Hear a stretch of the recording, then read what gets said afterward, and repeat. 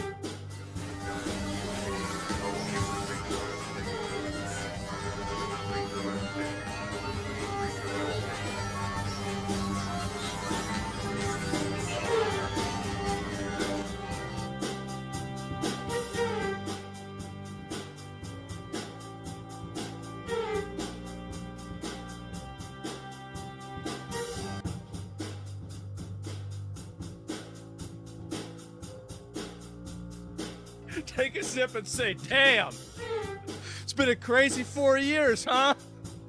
Wow. I honestly think that would be better than what she's doing now. I'm not even kidding you. The energy that she gives off is like you're a drunk aunt at Thanksgiving and you're asking her, what did you really think about your uncle? Yeah, there it is. Galaxy gassed out. Yeah. This is an undercover cop wearing an expensive Rolex in the UK. He's intentionally showing off his watch and walking through sketchy neighborhoods to lure wanted thieves. It doesn't take long until the undercover cop becomes a target, but what these robbers don't know is that a whole team of officers is waiting for his order. Once the robbers jump into action, so do the undercover cops, dropping them to the ground and getting them arrested. This is an undercover cop wearing an expensive Rolex in the UK. He's intense. Robbers don't know is that a whole team of officers is waiting for his order. Once the robbers jump into action, so do the undercover cops, dropping them to the ground and getting them arrested. John Paul Larkin explains how his stutters created this legendary song. Stuttering is what taught me how to scat sing, because I had to learn to pronounce my words. So I went from I'll take a stutter into a scat sing, back into a stutter.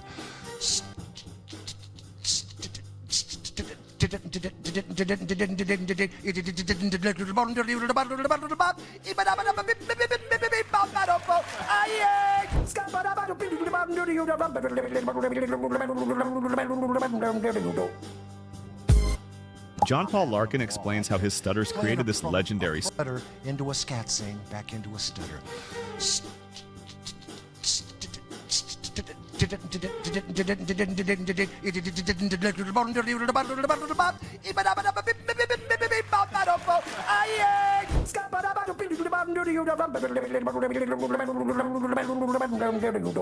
I'm a scat man.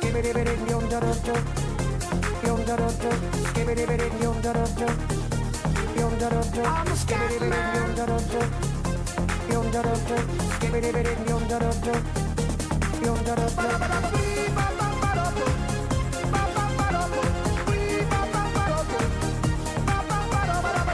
John Paul Larkin explains how his stutters created this legendary song. Stuttering is what taught me how to scat sing, because I had to learn to pronounce my words. So I went from I'll take a stutter into a scat sing, back into a stutter.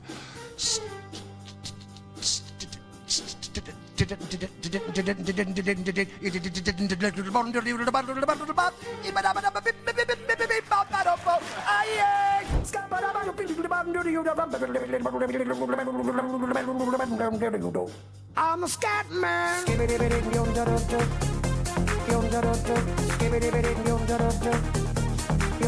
I'm a scat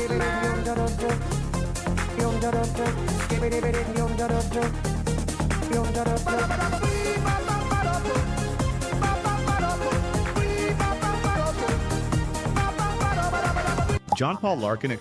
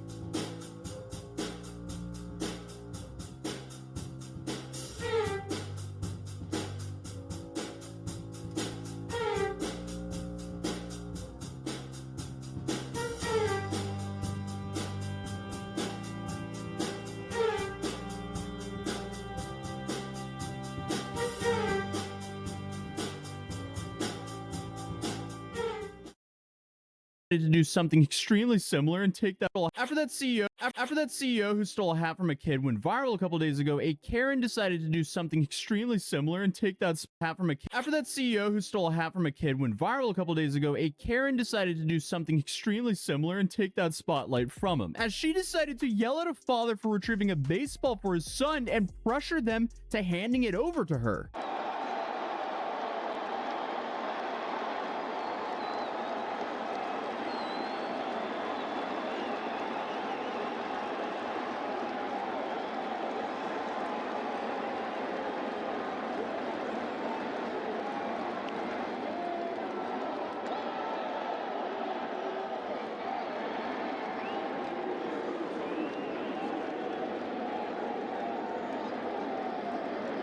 Okay, so my understanding is Philly hit a home run. The ball went into the stand, a bunch of people ran for it, and the father managed to grab a hold of it and gave it to his son as they were celebrating the son's birthday. The woman then got mad because she claimed that it was hers, which doesn't make sense at all because the norm is whoever managed to grab the ball first gets it. That's baseball. It didn't look like he grabbed it out of her hand. They both went for it and he got it first, then gave it to his son, whose birthday it was. But because everyone has a camera on their phone, we managed to get another angle of what they were actually saying.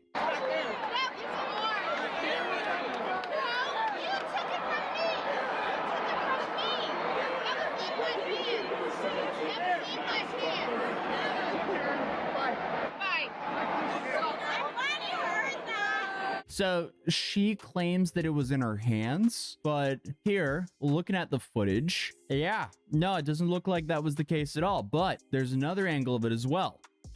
Yeah, I don't know about that. It looks another angle of it as well. Yeah, I don't know about that. It looks like he went for it at the same time and he managed to grab it first. This was not in her hand from what I can tell. Hey, I mean, it might have touched her hand, but it didn't look like she actually got a hold of it. Either way, though, the internet starts doing the thing and starts making memes about it and obviously wants to find her. So now you have this whole thing and starts making memes that look like she actually got a hold of it. Either way, though, the internet starts doing the thing and starts making memes about it and obviously wants to find her. So now you have this whole witch hunt for her, which I guess is just the new reality in the digital age. Like if you act out in public, people want to hold you accountable. I'm not sure if that actually helps anything, but let's see how the situation unfolded, because this is a little bit different from the situation with the CEO, because the woman didn't actually grab the ball out of the kid's hand like the CEO did with the hat. But I guess she just ended up threatening to speak with the father's management or something, and they ended up giving her the ball reluctantly. Obviously, that was not the outcome they wanted, but for some reason, the father gave in. I would have never, because if I grabbed that ball fair and square and gave it to my son for his birthday, sorry, that's our moment. That's his ball. Good luck next time. But just like the last story with the CEO, this story also ends on a happy note, because the kid ended up getting a bunch of gifts after all this happened because it went down on the big screen. So everyone in the stadium saw it. So we brought you a cool little goodie bag. Happy birthday. Whatever, you don't have to give it to her. What the heck is this for you? I'm so sorry. You okay? All right. Happy birthday. The team that Philly was playing decided to actually give him a gift bag, which was just awesome sportsmanship and also nice to see people sympathizing with the kid. But that wasn't it, because he also got to meet the player who actually hit the home run. What's your name?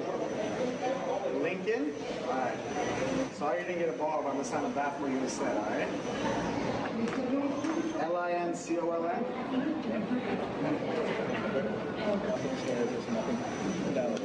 Amazing. So while that's awesome, meanwhile, the internet was still fixated on trying to find this Karen. So the internet started rumors that this was a woman named Cheryl and that she had recently been fired from the school that she worked at. But it doesn't seem like that's true whatsoever. Because the Cheryl that the internet is trying to frame responded to this and said that she is not the woman there, nor was she fired, and that she wished that she was that skinny. So guys, let's chill on that doxing here, because the last thing we would want is some innocent person being framed for being the baseball Karen. Actually, I think they're referring to her as the Philly Karen. So guys, let's chill on that doxing here, because the last thing we would want is some innocent person being framed. That's true whatsoever. Because the Cheryl that the internet is trying to frame responded to this and said that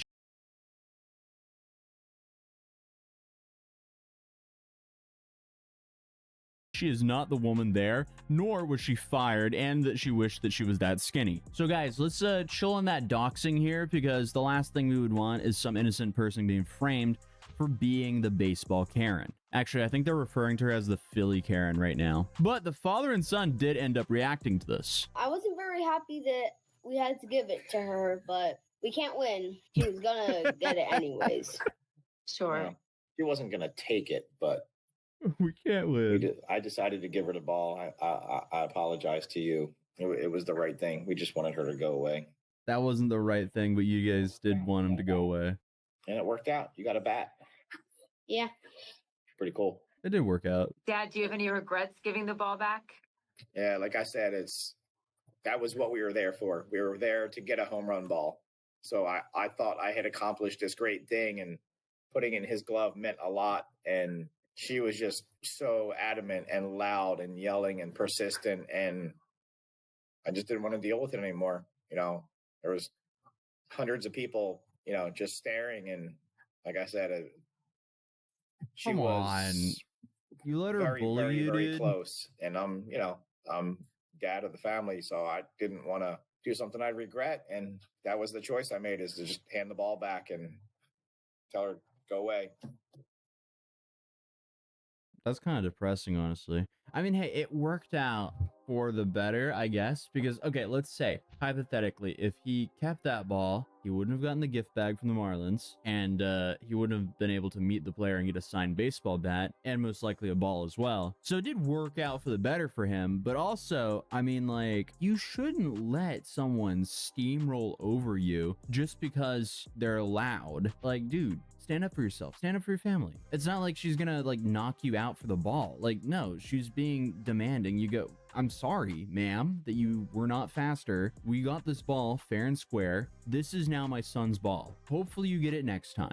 Like, come on. This isn't like, you shouldn't teach your son that being an entitled brat gets you your way. But I mean, hey, that's just my 2 cents. And there's also claims that this Karen is now afraid of leaving the house, but nothing that's actually verifiable. So definitely take that with a pinch of salt, even though she seems like a real joy of a person to be around by images like this. And obviously, we're taking a lot of this stuff with a pinch of salt, because I had to correct my last video on the CEO with pinned comment, because their original responses, including the CEO, wife, and lawyer, according to the CEO, was not them. But he also just kind of lies in his real response. Obviously, I'm talking about this incident right here.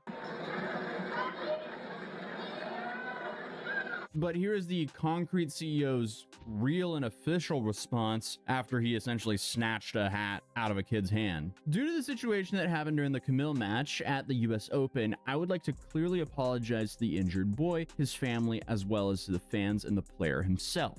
I've made a huge mistake in emotions, and in the crowd rejoicing after the victory, I was convinced that tennis player tips his hat in my direction, to my sons who have asked for the autographs earlier. To misconception caused me to pull out my hand. Today, I know I did something that looked like a deliberate collection of the child's souvenir. This was not my intention, but it doesn't change the fact that I hurt the boy and disappointed the fans. The hat was given to the boy, and apologies to the family. I hope, just partly, I have repaired the hurt that has been done. I also want to make it clear, neither I myself, nor my wife, nor my sons have commented on the situation on social media, as well as any other portal. We have not used services of any legal offices in this regard. All alleged statements appearing online are not ours. For years, my wife and I have been engaged in helping children and young athletes, but this situation has shown that I think one moment of disregard can ruin years of work and support. It hurts for me, but a needed lesson for humility. That's why I will be even more actively involved in initiatives supporting children and adolescents in action against violence and hate. I believe only through actions can rebuild what has been lost trust. Again,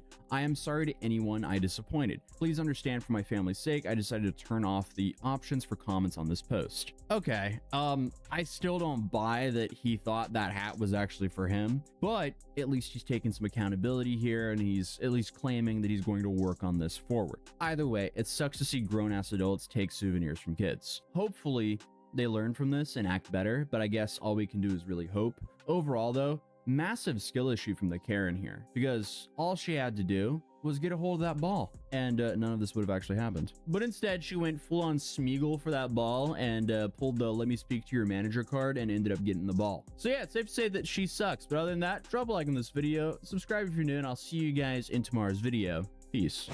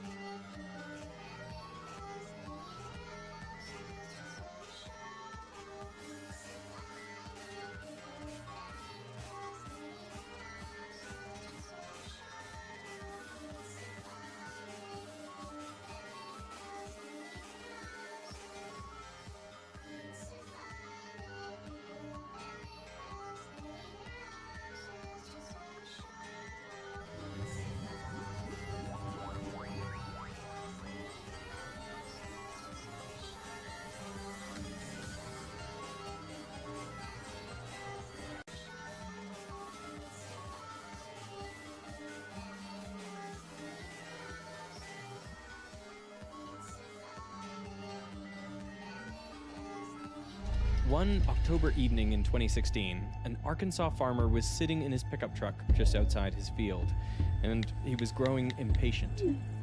Suddenly, another car pulled up beside him, so the farmer got out. Seconds later, he was murdered. The farmer's name was Mike Wallace. He wasn't killed over money or land, he was killed over a herbicide. A chemical designed to destroy weeds. This herbicide spread fear through rural America, turning farmers against each other, all because it belonged to a certain company. This company's policies, they pitted farmer against farmer, and they could just send henchmen to your door. Even if you just had the wrong seeds in your field, they could send you to court and bankrupt you. In effect, they had a farmland monopoly. They owned more than 80% of the seeds planted in the United States. And to get this monopoly, they played the legal system, colluding with corrupted EPA officials, twisted scientific evidence, appears to have been caught red-handed. But the chemicals they were making destroyed the health of communities all over the world. This is a video about Monsanto, one of the biggest agricultural companies in the world. Our investigation is based on publicly available documents, recordings, and third-party opinions. All sources are linked in the description. In 1942, a chemist named Franklin D. Jones made an unusual enemy: poison ivy. See, his children had a very violent reaction to the plant. They would get intense rashes and swelling when they brushed up against the ivy. So Jones wanted a way to kill it. He experimented by spraying the ivy with hormones, chemicals that could regulate the plant's functions the same way they do in humans and animals. His hope was that one of these hormones would cause it to die. Unfortunately, many had no effect, and others only made the ivy grow better. But then, one day, Jones noticed that certain samples began to show autumn colors much sooner than they should have. He watched as the vibrant hues turned to twisted shapes, and then, within days, these plants shriveled up and died. Jones checked the chemical he sprayed them with, and surprisingly, it was a growth hormone called 2,4-D. It's an acid made up of a ring of 6 carbons and hydrogens called a benzene ring, with an acid tail. There are also 2 chlorine atoms in the 2 and 4 positions of the ring, which is why it's called 2,4-D. To keep things tidy, we don't have to draw all these carbons and hydrogens, but keep in mind they're still there. Jones realized this synthetic hormone was incredibly potent.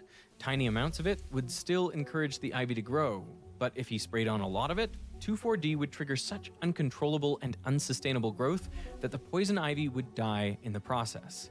So effectively, he had plant cancer in a bottle. I was just gonna say plant cancer. Right? Yeah, it's immediately where my brain went. What was even more remarkable was that it only targeted the ivy. The grass around it was barely affected, like it was resistant to 2,4-D. So over the next 2 years, Jones performed over 100 different experiments by pouring the herbicide into many different plant species. And what he figured out was that 2,4-D was really picky. It killed broad-leaved weeds like dandelions, chickweed, and poison ivy, but it virtually ignored crops. Wheat, corn, and barley were all mostly unaffected by 2,4-D because all of these are species of grass. To improve this pickiness further, Jones also tested chemicals similar to 2,4-D. He found that adding another chlorine to the benzene ring, transforming it to 2,4,5-T, left grasses even more unscathed. He was onto something huge. Because up until then, farmers could get rid of weeds one of 2 ways. Either you spray them with dangerous chemicals like arsenic, or you have to pull the weeds out manually. Either way, you're at a loss. But with 2,4-D and 2,4,5-T, you could spray your entire crop field and only the weeds would die. Jones had stumbled upon the first practically viable selective herbicides, so he was quick to patent them in 1945, just as the war was ending. After the Allies' victory, the patent secrecy restrictions in most countries were lifted, and it turned out that there were other scientists, both in the US but also in the UK, who discovered these herbicides independently.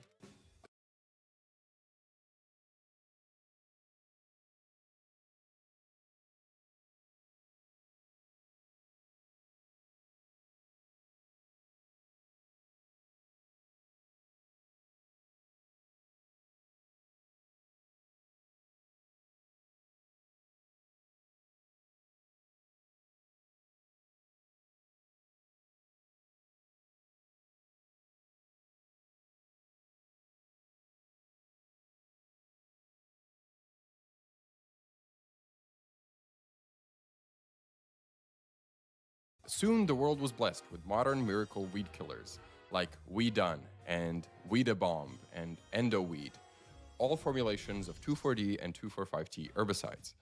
This man is ready to kill weeds because he's going to do it the easy way. These chemicals literally replace the hoe in everything from farm fields to railroad tracks and sidewalks. And they are essentially what gave us that beautiful green American lawn, just grass and nothing else. Because with these herbicides, Dad knew there was no longer any excuse for a weedy lawn. By the late 1940s, the herbicide business had turned into a roughly $10 million industry, and everyone wanted in, including one of the biggest chemical companies at the time, Monsanto. One of Monsanto's main herbicide factories was in Nitro, West Virginia, where they pumped out almost a ton of 2,4,5-T a day. By 1949, Monsanto's business was booming, when all of a sudden, the plant exploded. Over 100 workers rushed out to see a dark cloud rising 40 meters above the factory. They watched as a black, stinking powder started raining down on their faces. Within hours, many of these men fell ill. First, they got headaches and nausea, but then their skin began to erupt with bumps, pustules, and acne. The lesions on some of the workers' faces got so bad that Monsanto's on-site doctors had to peel off layers of their skin in an attempt to remove them. The doctors later noted that when these men are in a closed room together, there is a strong odor. They wrote, "We believe these men are excreting a foreign chemical through their skins." But neither the doctors nor anyone else at Monsanto knew what the chemical was, because both 2,4,5-T and 2,4-D were marketed as very safe. See, when the herbicides were first getting introduced, Jones, the original inventor, even remarked that he knew people who would accidentally drink or spray the herbicides onto themselves, and they suffered no ill health effects. They were fine. And one of the doctors, after him, remarked that, "I've personally taken 1/2 a gram of pure 2,4-D a day for 3 weeks. You judge the results." It was the 40s, so people were a bit crazy, but yeah, it seemed pretty safe. Back at Nitro, Monsanto analyzed all the other ingredients they were using to make 2,4,5-T, but they still couldn't find what was causing their workers' skin to erupt in this way. This is where their search seemingly stopped. With no culprit, the conditions at the plant stayed mostly the same, and Monsanto just offered their workers a choice. Either you'll keep on working with 2,4,5-T, or you can take the gate. For many, this was no choice at all, since there were hardly any other jobs in town. So most of the workers stayed, with something inside the factory poisoning them for years to come. It wasn't until 1957, 8 years after the explosion, that a German dermatologist, Karl Schultz, found himself treating patients with similar-looking lesions and acne. He wasn't surprised by the symptoms because many of these patients worked in 2,4,5-T factories around Hamburg. But when Schultz would test these ingredients from the instruction list on rabbit ears he had at the lab, he would get no reactions. And this puzzled him. How do these ingredients do nothing in his own tests, but at the same time cause these painful skin disorders inside 2,4,5-T factories? Well, to make 2,4,5-T, you start with tetrachlorobenzene, a benzene ring with 4 chlorine atoms attached to it. These chlorine atoms are very electronegative, so they want to steal electrons from nearby atoms. Luckily for them, the 6 carbons in the benzene ring are all sharing their electrons in these fuzzy donut-shaped clouds around the ring. That's what this circle in the diagram is meant to represent. The chlorine atoms pull on this electron cloud, bringing it closer to themselves, and as a result, the carbons in the benzene ring become slightly positively charged, and the chlorines slightly negatively charged. Now, if you heat up tetrachlorobenzene with sodium hydroxide, one of the negative hydroxide ions will want to bind to one of the slightly positively charged carbons in the benzene ring. And to do that, it forces out the chlorine atom, taking its place. This creates trichlorophenol, or TCP, a key ingredient in making the herbicide. From here, if you keep the reaction at 170 degrees Celsius, you can add a series of chemicals to grow out this oxygen tail into an acid, giving you 2,4,5-T. On paper, this is all there is. If you follow the exact steps here and control the conditions, then none of these ingredients will explain the horrible face eruptions that the Nitro workers were experiencing. But Schultz wasn't satisfied with this. Maybe the conditions aren't perfect. Maybe there is something in this process, some secret reaction that is contaminating the whole chemical supply. Ideally, the industrial process of transforming tetrachlorobenzene into 2,4,5-T should happen at 170 degrees Celsius, but if the temperature gets any higher, even just a few degrees higher, there is suddenly enough energy in the system for two molecules of TCP to fuse together. This creates a molecule commonly known as dioxin. It forms only in trace amounts, so you might expect to end up with roughly 1 or 2 molecules of dioxin for every 100,000 molecules of 2,4,5-T. It seemed too small to be a problem. Nevertheless, Schultz decided to test it. He took some TCP, this time contaminated with trace amounts of dioxin, and rubbed it into his own skin. And he got the same acne as the workers at the nitro plant. Once Schultz realized the threat here, he immediately contacted all the big chemical producers in Germany. And one of these German companies even sent letters to both Monsanto and Dow, the other big herbicide producer in the US, and they warned them that the acne-causing effects are stemming from pollution through byproducts, referring to dioxin. They even listed when exactly during the process the contamination was happening and what to do to prevent it. Yet Monsanto denied ever getting these letters, and Dow said they somehow misfiled them. Regardless, it was obvious to both companies that something in the production of 2,4,5-T was poisoning their workers. But Monsanto didn't warn the public about the danger, perhaps because the herbicides were about to make them a whole lot of money. In 1961, the president of South Vietnam was at war with the newly founded Viet Cong. This guerrilla force was set on overthrowing his rule and uniting Vietnam under a communist regime.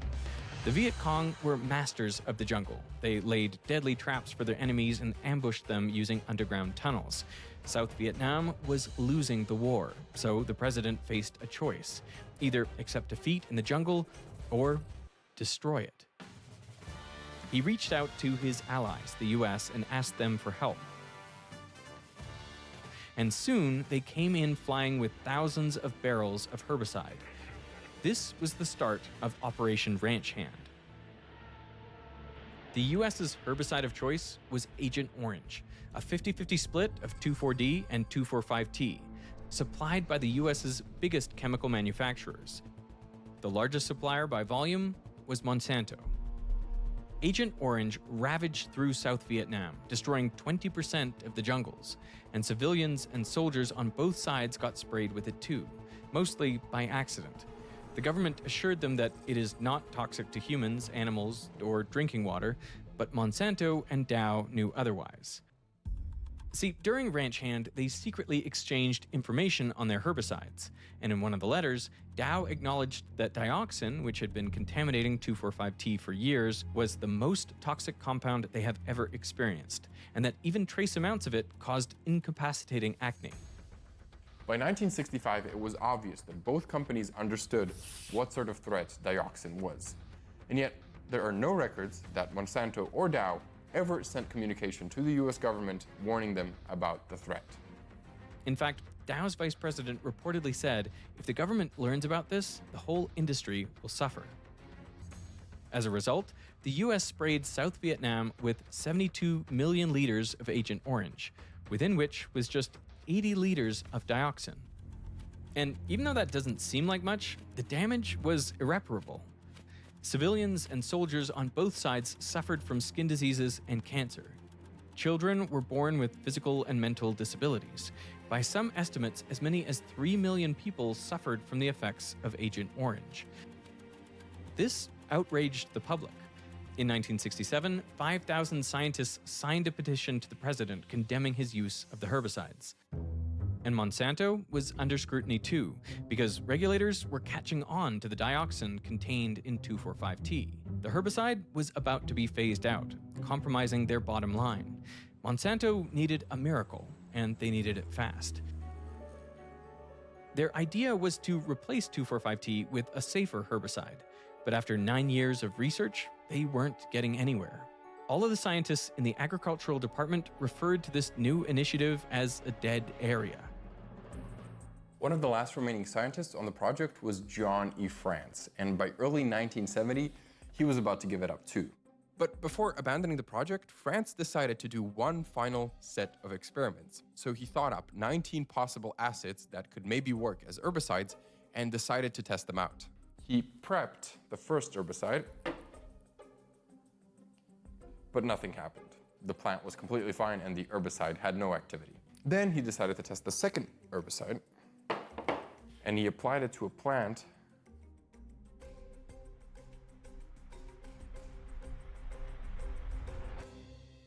It was 10 times more powerful than any herbicide the team had ever seen. And allegedly, it made the plants super nasty. It made the plants super nasty. Oh, that was disgusting. This miracle compound was glyphosate, a phosphonic acid group on one end and a carboxyl group on the other, with a nitrogen, hydrogen, or amino group in between. To make sure it was commercially feasible, France and his colleagues set up tests in these outdoor fields. And as one of the scientists was getting back to these test sites, he saw the results from the plane. It was clear as day. All he could do is write Eureka across the performance report.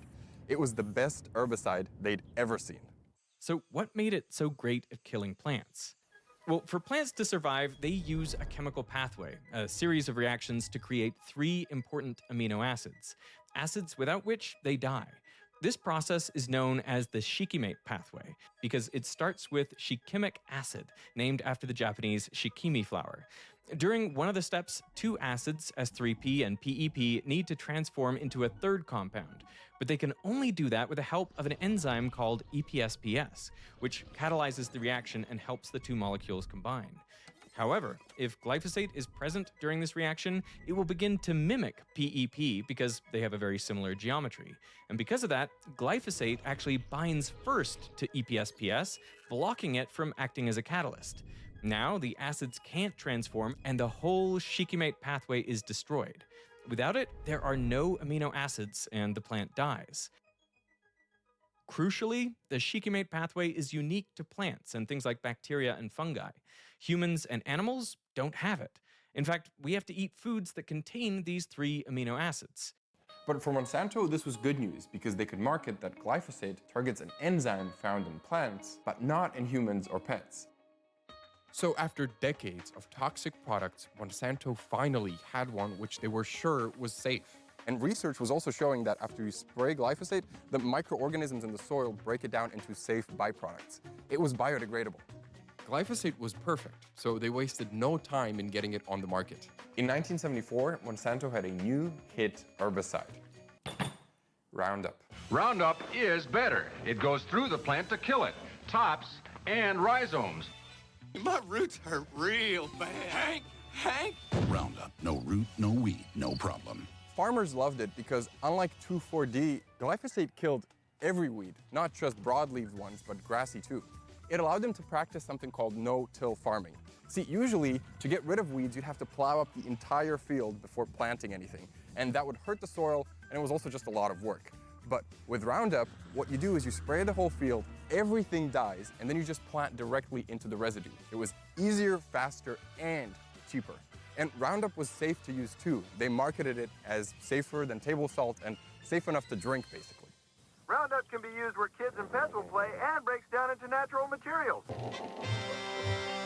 By the late 80s, Monsanto was selling 7 million pounds of Roundup and making $1 billion each year.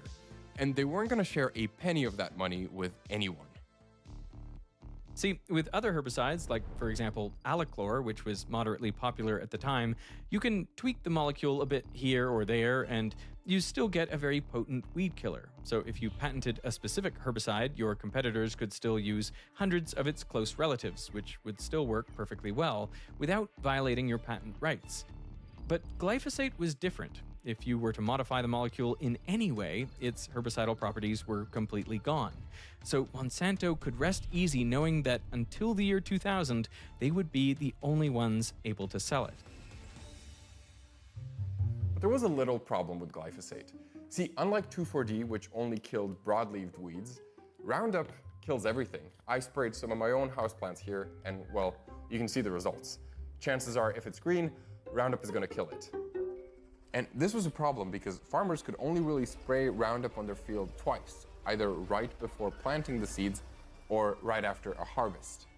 But for Monsanto, this wasn't as much of a problem. See, they thought if we could somehow make the crops like soybean or corn resistant to Roundup, well then farmers could spray it on their field during the whole year and it would keep killing the weeds, but not the Roundup resistant crops. Crops which Monsanto could sell them. And as a result, they would have a complete monopoly over both the herbicide and the seed supply. Monsanto's idea was this. If glyphosate blocks the EPSPS enzyme in plants, then they could edit the plant's DNA so that the cells just create more EPSPS. If there's enough of the enzyme, then glyphosate can't block all of it, and so the plant can still survive. They tried this out on petunias, but it didn't work. The flowers would survive a tiny amount of Roundup, but a normal dose would still kill them. Monsanto was kind of stumped, and they didn't have time to rest because while glyphosate and Roundup were under their patents, a Roundup-resistant seed wasn't, and their competitors knew this. In 1985, a company called Calgene published a paper in Nature showing that they made tobacco slightly resistant to glyphosate. The paper showed promise, but more importantly, it made it clear to Monsanto that they were running out of time. The researchers were desperate, calling this patent race the Manhattan Project. And then one of the engineers had a genius idea.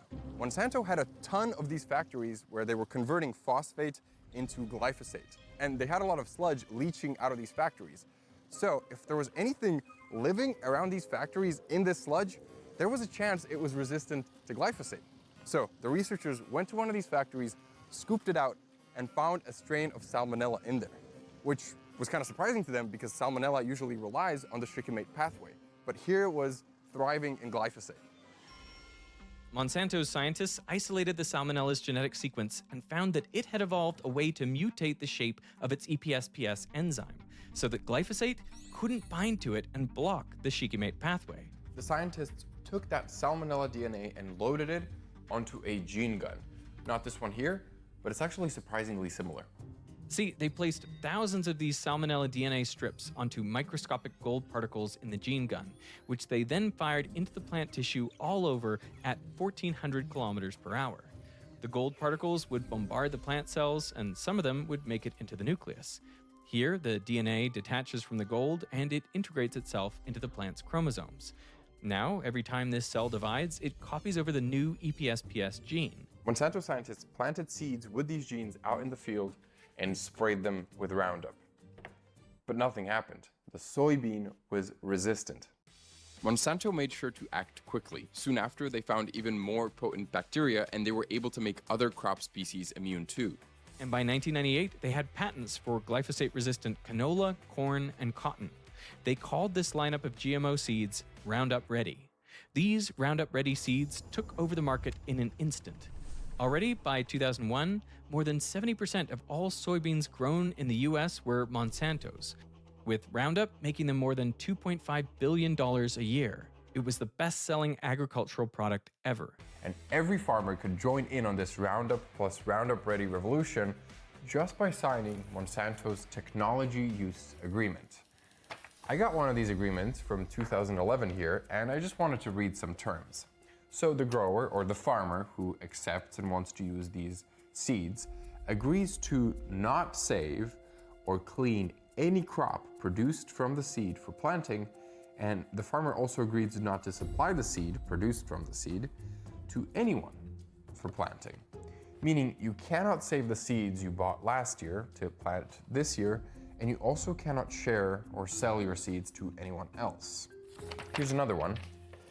The farmer agrees to identify and allow Monsanto and its representatives access to the land farmed by the grower or the farmer, and this allows Monsanto to examine and take samples of the crops, crop residue, or the seeds located therein. And here's a final one.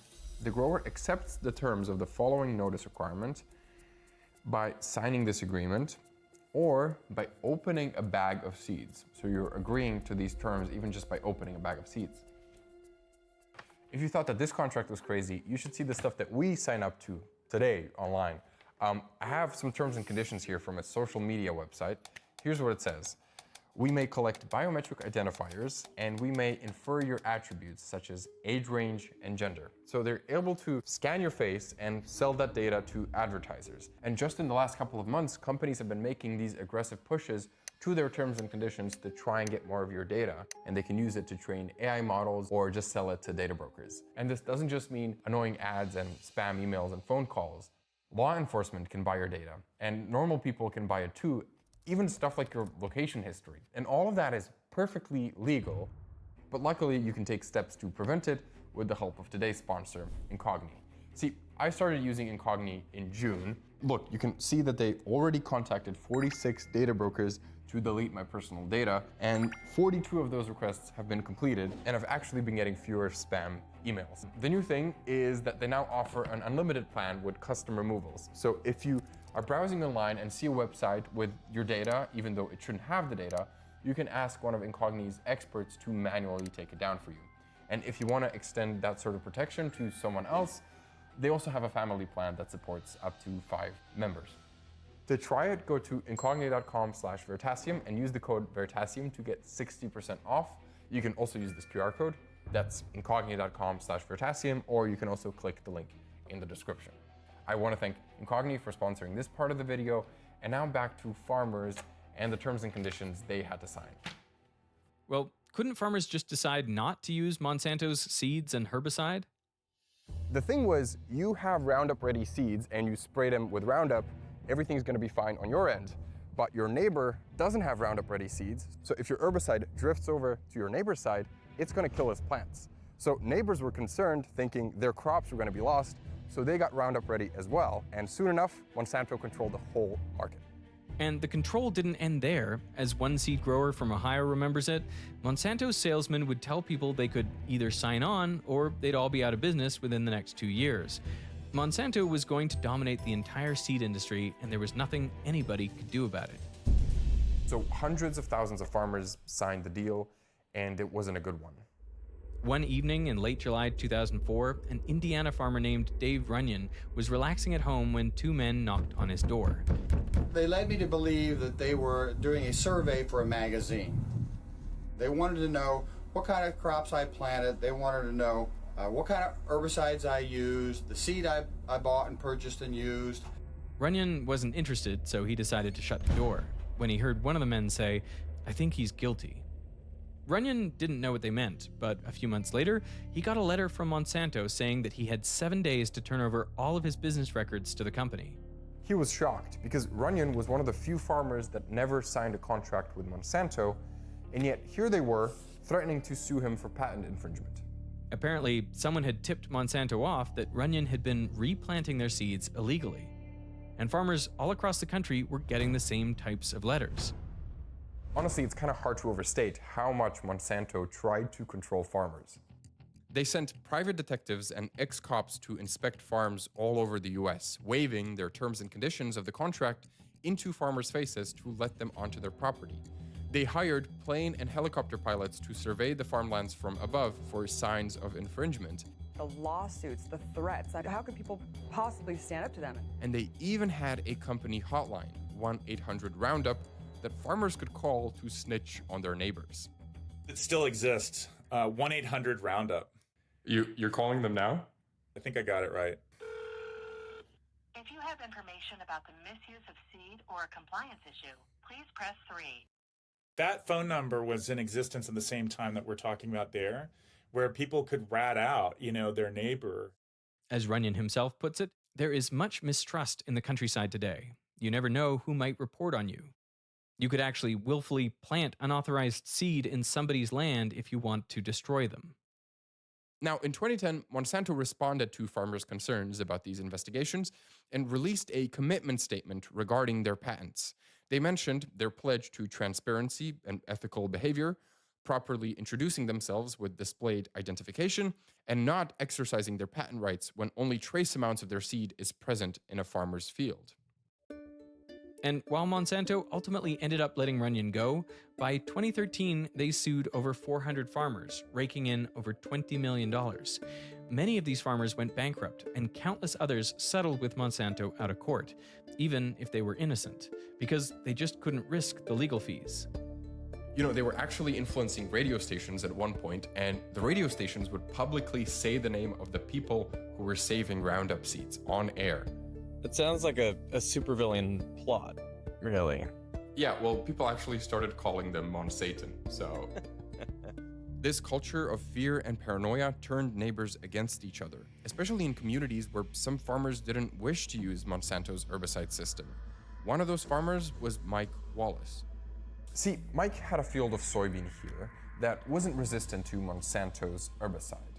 But his neighbor, who was also growing soybean, did use Monsanto's system. Now, to be clear, this herbicide wasn't glyphosate itself. It was Monsanto's other herbicide product called dicamba, but it was still packaged in this Roundup and Roundup Ready system.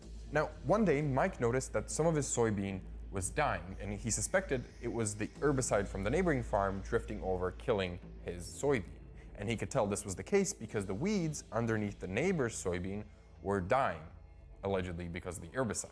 And he believed this caused him around $100,000 in damages, and the neighbor denied that it was his fault.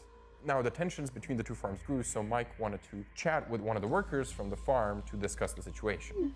They met on a country field road near both farms, and what happened next isn't really clear. Things got sour quickly. Allegedly, Mike grabbed the worker's arm, so the worker pulled back and pulled out his gun, shooting Wallace until the gun was empty. Similar kinds of tragedies were happening all over the world.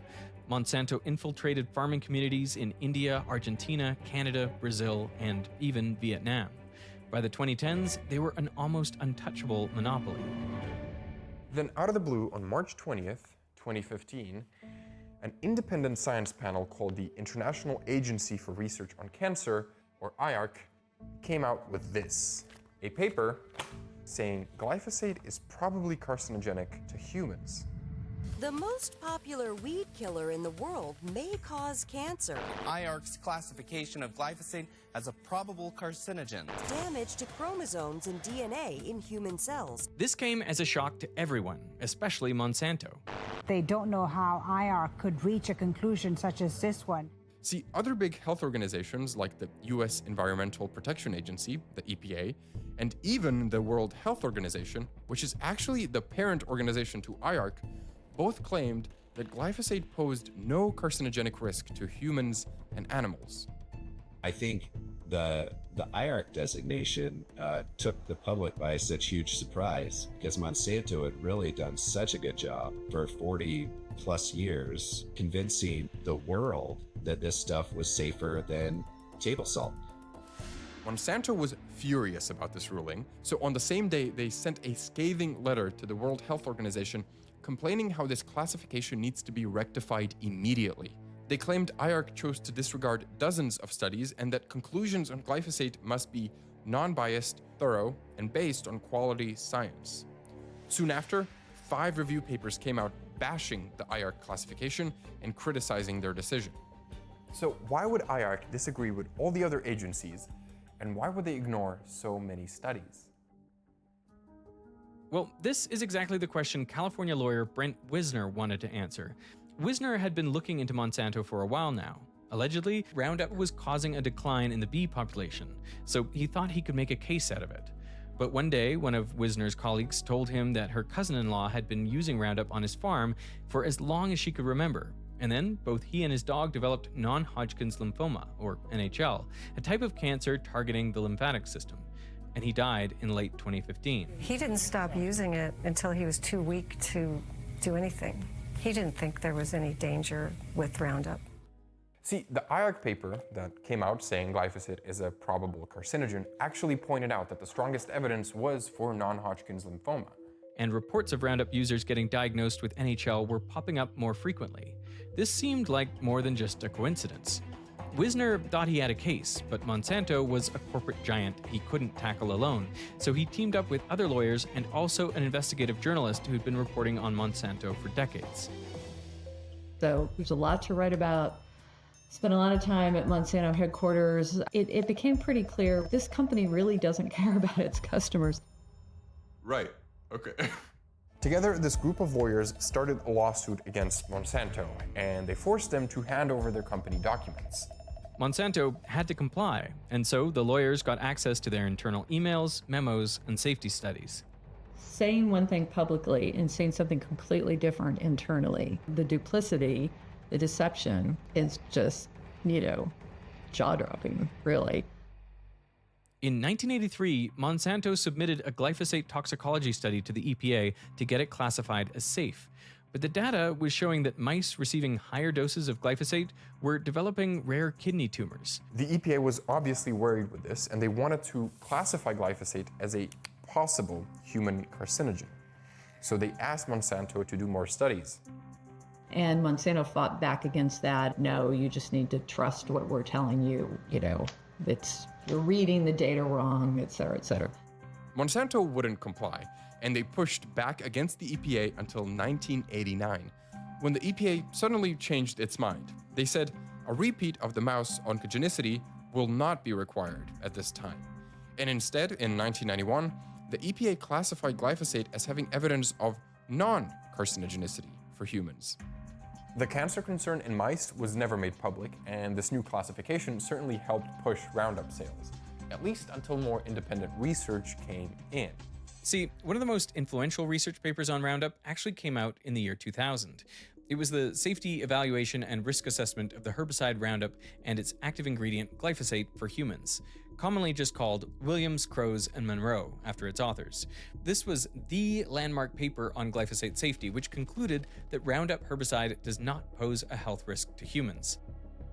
This paper was cited over 1,200 times, which is a lot. And it was considered then by regulators the foundational research paper to say that glyphosate was safe. This independent paper. Except the paper wasn't independent at all. See, Monsanto's director of the toxicology group, William Haydens, was listed on the paper as someone who provided scientific support. So, in a 2017 deposition, Wisner and his fellow lawyers decided to ask Haydens about it. Were your contributions, in your view, to the Williams paper substantial? No, they were not. As I said, they were editorial just to make it easier to read. But here's how Haydens referred to his involvement in the paper internally. I have sprouted several new gray hairs during the writing of this thing, or I'll strangle Crows or Williams if they ask for any rewrites. And much later, we would be keeping the cost down by us doing the writing, and they would just edit and sign their names, so to speak. Recall, that is how we handled William, Crows, and Monroe. And they celebrated when it was finally done. You see in their internal documents, they talk about how this is going to be our defense, glyphosate around the world. The patterns of Monsanto's manipulation were just popping up everywhere. They tried to change glyphosate cancer classifications at different agencies. They seemingly colluded with corrupt EPA officials to try and kill opposing research, and they ghost-wrote safety studies. By mid-2017, Wisner released all of these internal documents to the public, now known as the Monsanto Papers. People were furious. Newly released docs show Monsanto executives colluding with corrupted EPA officials who tried to influence media and science reports. Monsanto appears to have been caught red-handed. We have a paper trail that goes back to the 1980s. Stakes for Monsanto are extremely high. Soon, lawyers were overwhelmed with calls from cancer patients who used Roundup and got diagnosed with NHL. They wished to be included in the lawsuit. By the end of the year, more than 3,000 victims had signed onto the case. But Monsanto tried to do everything to dismantle these carcinogen claims. You remember the 5 independent papers that came out bashing the IARC decision to call glyphosate a probable carcinogen?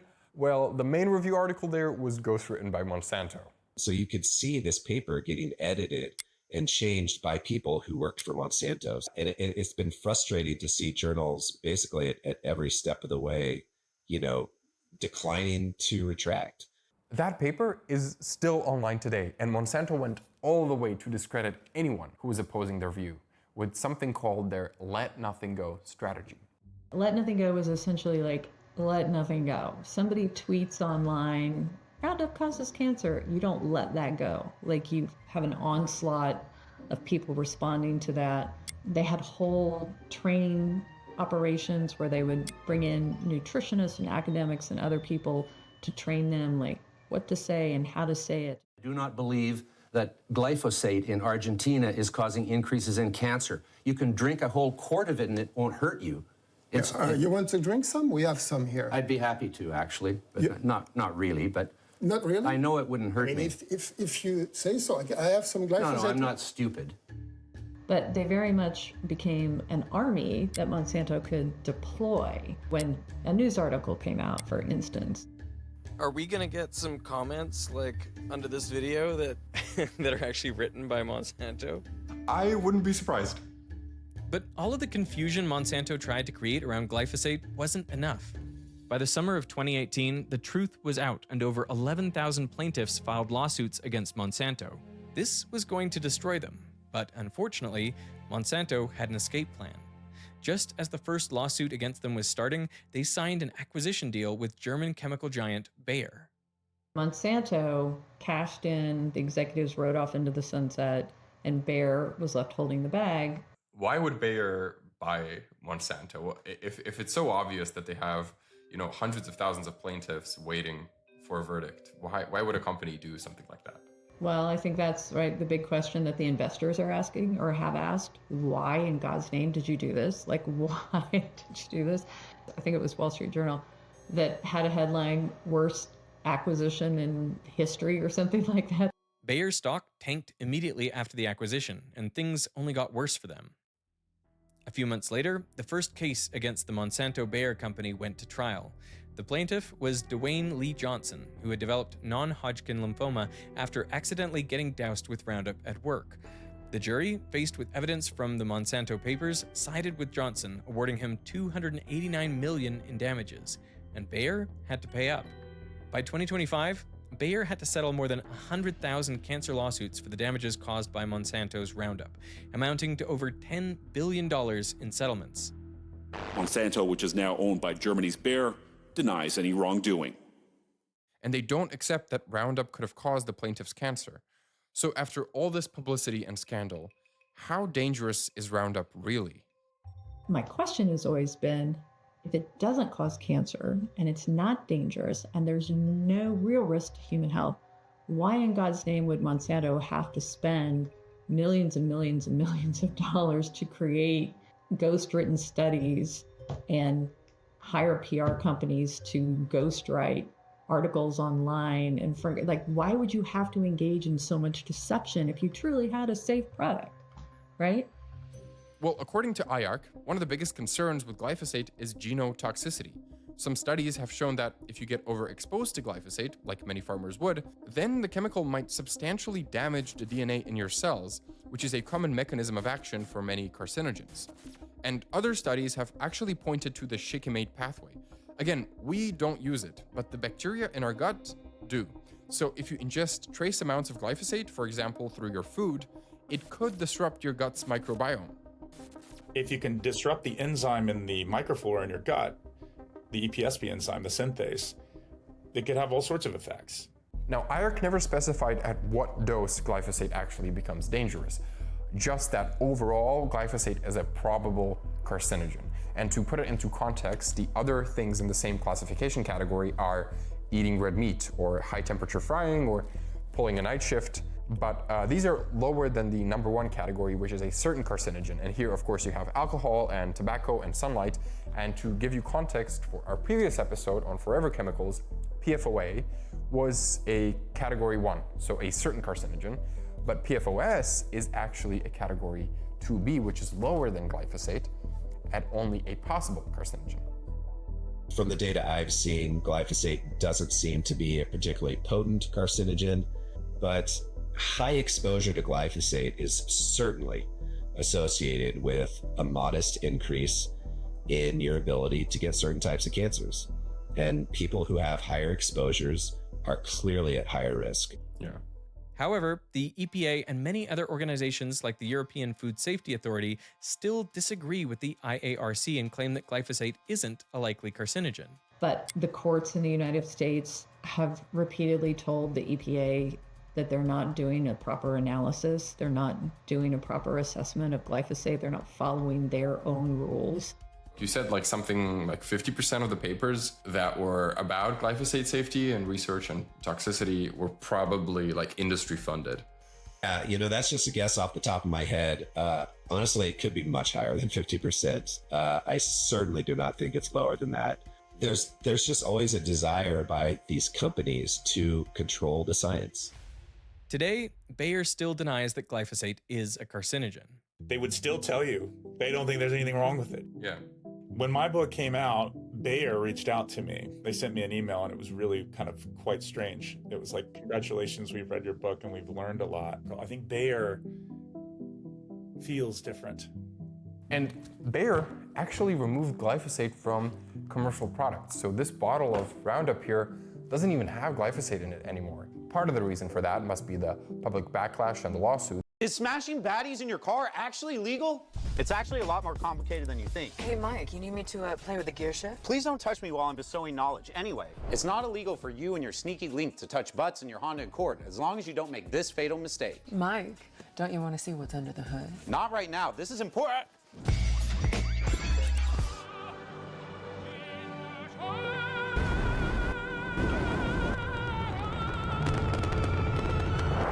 That wasn't illegal, but hey, fella, what you doing? Oh, nothing anymore. If we were parked in public or within public view, then that would be illegal because it would be considered public indecency. Hey, Mike, want to give this guy a drive-in show? Oh, goody, I love performance art. Absolutely not. We can't bump backseat fuglies now because there's a public that can view. Bump what? Depending on your state, they may also call it lewd conduct in public. So make sure you're careful where you park your car and where you park your dingus. Fine. But next time you're parking your car in my garage. Yeah, that's what you do with cars. Is smashing baddies in your car actually legal? It's actually a lot more complicated than you think. Hey, Mike, you need me to play with the gear shift? Please don't touch me while... These 8 people are claiming to be undercover cops, but only one is telling the truth. Our job is to figure out who that is. We'll be using psychology, a crime scene recreation, and even an interrogation to find out who's the real undercover cop. All right, let's bring them all out. Woo! Oh, wow. Oh, man. Oh, this guy's very serious. All right, for each one of you, please tell us your name, what you did when you were undercover. You have 15 seconds. My name is Kevin Donaldson. I went undercover to bust a H-ring in the construction industry. what is that? What is H-ring? Heroin. You're not building a building on H. No, I feel you would build a building on C for Yeah. construction. Yeah. Construction workers are one of the most common jobs undercover cops claim to have, especially for surveillance. They're low profile and they can easily blend in. Let's go on number 2. Suspicious. How's it going? My name is Jeff Grooms. I was military police. Focus when I was undercover was chasing after drugs as well as espionage. What's espionage? It's like normally like spy type stuff. Spy type. What is spy type stuff? Like spying. You're a spy. No, I am not. I was tracking people who would sell our secrets. Oh, so he's like kind of like counterintelligence. But you say you were doing drugs too. I am searching for all, correct. See, that's too much easier. Okay, all right. All right, number 3. My name is David. I worked for Tarrant County Sheriff's Office in Texas as part of the Human Trafficking Task Force. Human trafficking, you'd probably need to go undercover. Oh, yeah, I mean, of course. More so than the average person. Number 4. Hi, Suwan. I went undercover under the garment industry to bust wage theft and child labor and labor trafficking. Where was the garment industry? Garment industry, downtown LA. Okay, here in LA. All right, number 5. My name is Matt. I was embedded with the Mafia for 2 years and then 1 year with domestic terrorism. That's heavy. The Mafia is like action. Mafia and terrorists. Number 6. My name's Floyd DeHonick. Was embedded with a, sorry. Man, I don't know. You forgot the script already. Oh, no. No, it's my first time kind of on camera like this, that's why. Do you need your lines? No, Yeah. We're Toronto police. I was working as a bodyguard undercover to embed into a $40 million crypto scheme. Floyd, I'm starting to wonder about you. We'll go to number 7. My name is Paul. I work for the DEA, Skull Force Task Force. Skull Force Task Force? That's from Call of Duty. Yeah, no. And what did you do for your job again? I worked as a janitor inside of a school trying to catch a ring. Oh, so School Force. I heard Skull Force. I heard Skull Force. And number 8.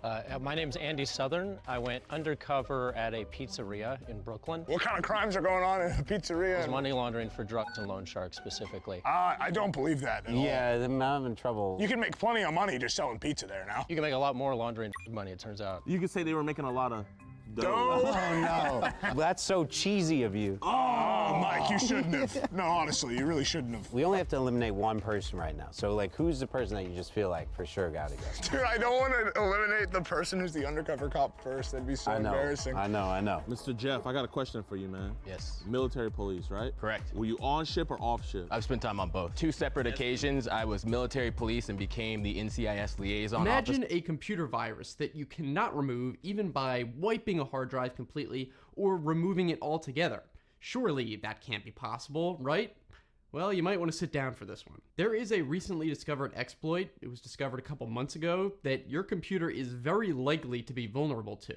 It's being called LogoFail, and it actually is a collection of several exploits having to do with your computer's BIOS firmware. To understand what the big deal is, let me give you a quick primer on firmware level malware, which is kind of like the big final boss of malware. You see, regular malware and viruses, we kind of all know how they work. They usually install themselves and embed themselves in the operating system or in some files that gets auto-run when the computer starts up and then does whatever tracking or stealing. And there's different levels of ways these viruses hide themselves. For example, rootkits might literally be starting up before anything else in the operating system, so it can't really be detected.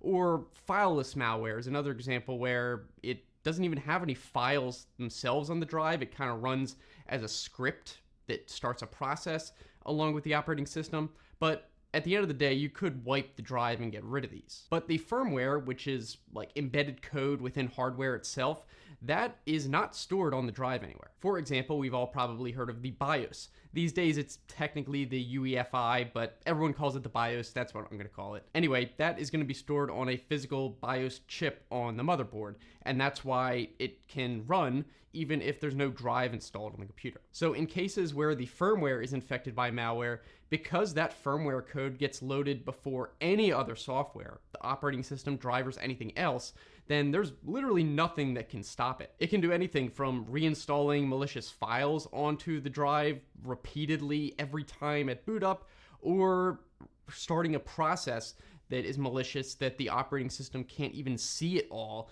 therefore you can never detect it. And unfortunately, this LogoFail set of exploits does allow malware to infect the firmware itself. So first, let me give you a quick overview of how this LogoFail thing works and why it's so bad, and then I can go into a bit more details. So you know when you boot up your computer, you're usually going to see a logo of some kind. Maybe it's the manufacturer of the motherboard, or if it's a branded computer, you'll see the computer manufacturer logo comes up. And also, oftentimes, the BIOS may allow a user to actually customize what logo shows up, what image does. Well, turns out a company called Binarly discovered that the image parsers, which is like the bits of software that loads these images, they apparently have lots of exploits, and they're used by basically all the BIOS software companies. And the big takeaway is that a bad actor could create image files, regular image files that are encoded in such a way that when the bits of software load the image onto the BIOS,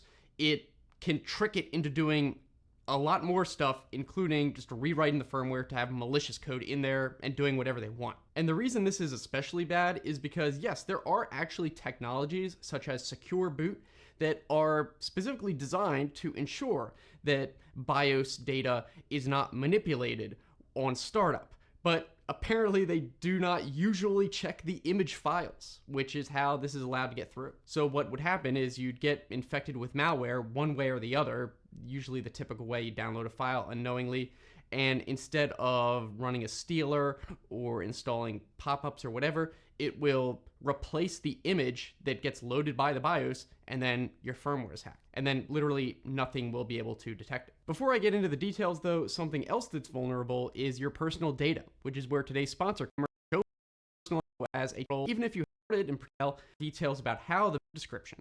And with all that being said, let's continue. So in terms of more details about how the malware actually replaces the logo file, there's 3 main attack vectors that they could choose to use. And importantly, for 2 of these, it does not require the attacker to have physical access to your computer. It can be remotely hacked like any other virus. So I've seen people say, oh, well, don't worry, they have to have physical access to your computer. No, they do not. The first strategy they can use is to replace the file in the so-called EFI system partition. You see, these days, the UEFI, which is basically like an advanced version of the old BIOS, but people still call it the BIOS, Anyway, in addition to having the firmware, which boots up and can do stuff, they also usually load supplemental data onto the hard drive in a special EFI partition. It's very small, about 100 megabytes, and this will contain info about how to boot individual operating systems. So if you have a multi-boot system, usually it's all going to be stored in one place. And this EFI partition will have stuff like the bootloaders for the operating systems,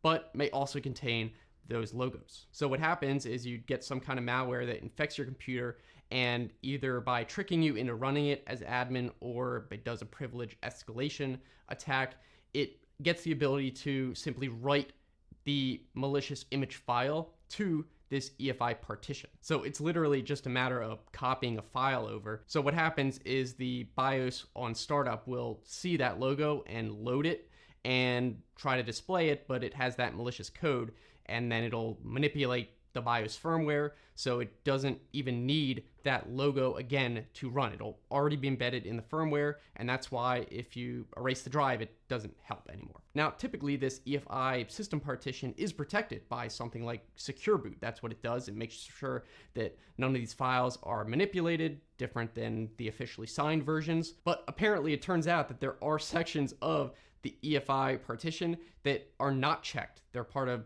unsigned blocks. So it doesn't check everything. Apparently the logo is part of that oftentimes. Next, the second attack vector would be through a malicious BIOS update file. So usually a computer is going to have a way where the user can update a BIOS file one way or another. And sometimes this even includes a tool that allows you to take a firmware update file and run it from within the operating system. As it's already running, you don't even have to reboot, and it'll update the firmware directly from within the OS. And usually this isn't really a problem security-wise, because the existing BIOS will check that the new BIOS file is signed correctly and hasn't been tampered with, and then only will it install it. But again, apparently part of these files are not actually checked and don't have to be signed, including a logo file. So what malware could do is take a legitimate BIOS update file and replace the part that doesn't get checked and replace that image file only in that part. So the actual code part, which used to be assumed to be the only part that matters security-wise, it won't be changed, and the BIOS will load everything from that file, including the image, and then that's when it'll get infected. Now, there is a third attack vector that does actually require using physical access. And in that case, you'd use something called a SPI flash programmer, where you literally connect pins and stuff. That is pretty advanced. In that case, you'd go directly to the hardware level and replace the file in there. That's probably not going to happen usually. And if someone has physical access to your computer, you're kind of screwed anyway. But it is an option nonetheless. Now, I'm sure at this point, most of you are wondering how you can tell if your computer is vulnerable and what you can do to protect yourself. And first of all, it's probably easier to go over who is not vulnerable. First of all, Macs are not vulnerable. Even Intel-based Macs are not. That's because the Apple Silicon Macs don't use UEFI at all, and the Intel-based Macs have the image hard-coded in such a way that there is a check including on the image, so you can't replace it. Next, there are some Dell devices that are apparently not vulnerable because they use a additional type of technology, not Secure Boot, but it's called Intel Boot Guard, which actually is supported on most computers, but Dell has it configured in a special way where it also checks the image portion, whereas for a lot of computers, even if it does have Intel Boot Guard, they don't check the image. So apparently a lot of Dell computers are safe because it is covering the image. Next, from what I've read, MSI motherboards are also not vulnerable because they don't allow the user to change the logo, and the logo is included as part of the signed block of Intel Boot Guard, although I haven't been able to find any official confirmation from MSI about this. And then again, MSI did have their Intel Boot Guard hardware keys leaked last year, so I mean, it's still better than nothing, I guess. In any other cases besides those, though, it is probably good to assume that you are vulnerable. The good news is that, as far as I know and have read, there haven't been any instances of this being actively used yet, but that doesn't mean that it won't be. And as for how to protect yourself, well, really the only true solution is to update your BIOS to the latest firmware, assuming that your system manufacturer created a BIOS update to cover this. By now, most motherboard and system manufacturers should have released a BIOS update if they were going to on more recent software. They said typically by early Q1 2024. Though again, for older systems, they might take longer if they're going to do it at all. For example, if you look at recent BIOS updates from Asus and Gigabyte, they specifically mention these BIOS updates as patching the logo fail exploit. So that's something you would want to look for your system. Although you always do have to be cautious when updating the BIOS. If you screw it up, like turning off the computer in the middle of it, it could really mess up your system. So if you really don't know what you're doing, maybe just look on the manufacturer's website, see if they have any detailed instructions on how to do it, or maybe ask one of your friends who's good with computers to do it. It's not super tough, but it's just that if it does go wrong, it can go really wrong. So yeah, it's pretty scary, and especially that not a lot of people probably know about this, but at least now you do, and you can potentially address it. So I would be curious to know what you guys think. Are you gonna bother updating the BIOS or just take the risk? We can just talk about that down in the comments. Thanks again to Aura for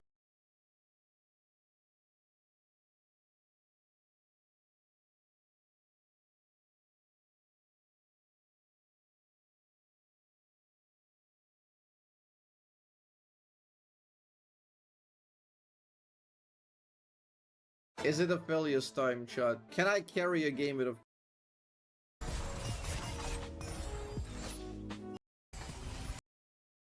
my green and I hit the cube with my blue.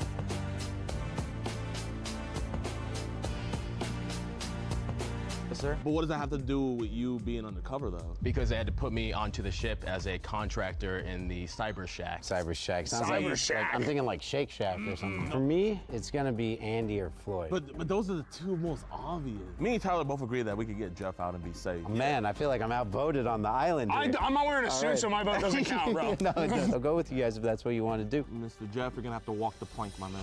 All right, thank you, Jeff. All right. Appreciate it. Damn, I feel bad even though That was it's been cold. nothing. You're Yeah, cold on that. That was. Man, I still smell a narc, man. Let's ask some of the hard-hitting questions real quick, especially for people that you're on the fence about. Mr. Kevin, what ended up happening with your sting, man, and how did it go? You want to know the end result? Yeah. Okay, the end result, they were charged with what was called 2C, New Jersey 2C law, which is possession of CDS with intent to distribute, and there's amounts assigned to each one. So did you make an actual arrest? So undercovers don't really get involved with the arrest portion of it. We gather the intel, we pass it on up the line, and they do it. But I was able to gather enough intel where we had 14 people go down with some heavy-duty charges. He's good. I gotta say that checks out. You know, let's go for David. The human trafficking, what did you do undercover? Mostly prostitution stings. I went into strip clubs, try to get girls to do more than they're supposed to do, and if they agreed to it, then we'd hem them up and try to find out if they're being trafficked. You went to go purchase the girls, right? Or their services, right? I wouldn't word it that way, but yeah. Okay, so what would you be called? A John. I think we move on. We move on from now. All right, Suwon, right? Yes. So you're in the garment industry, right? Correct. So what is the craziest thing you saw while you were undercover? Kids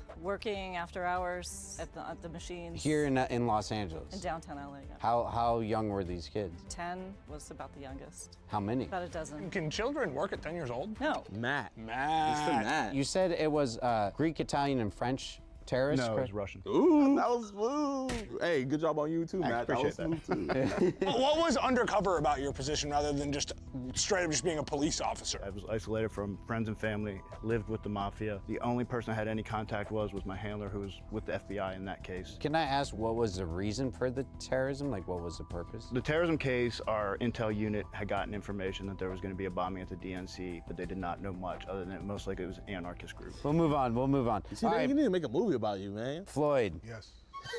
Yes, he knows he's about to slip up on something. What kind of crypto was it? Oh, I didn't deal with any type of crypto. It was all currency. And, He Canadian. told me You it was literally said crypto. crypto. It was well, the guy was dealing with crypto, but I didn't know any information about the wallets that he had. I wrote down crypto. You said crypto. I didn't write bro. down anything. Because he was dealing with crypto on the back end. However, he translated that money into crypto. But as far as I dealt Floyd, with, I don't like liars, man. I can't talk to I'm you not no more. lying. Mike talked to him, man. I don't know, man. He was already flubbing earlier. I wrote down that he talked about crypto. I remember him saying something about crypto. I feel like he's backtracking on it. I feel like that's all we need, bro. All right, we're moving on. All right, Paul, School Force, any questions? How many busts have you done? Oh, I've been in the DEA for 29 years, so I would say somewhere around 100. I was a janitor, so most of my day wasn't as a DEA officer. My job was to listen and report. Do you know what a Code 6 is? Yeah, it's emergency. Is that true? No. All right, Andy. He's so obvious that he might be the undercover cop. Andy, has your cover ever been blown? No. How do you avoid blowing your cover? You'd be good. You be good. There's no way a cop would talk like that. No. That's why I was good undercover. How old are you? I'm 32. Full disclosure, I was fresh out of the academy about a year, and they asked me to be part of this task force because I was the only person who looked like he could work in a pizzeria. All right. I believe him, man. All right. I trust this guy. I'm serious. There's no way. We gotta eliminate someone here. For me, it's either Floyd, Paul, or Andy. I just want to see how much Floyd can keep on messing up, so I kind of want to. Yeah, Floyd is really entertaining.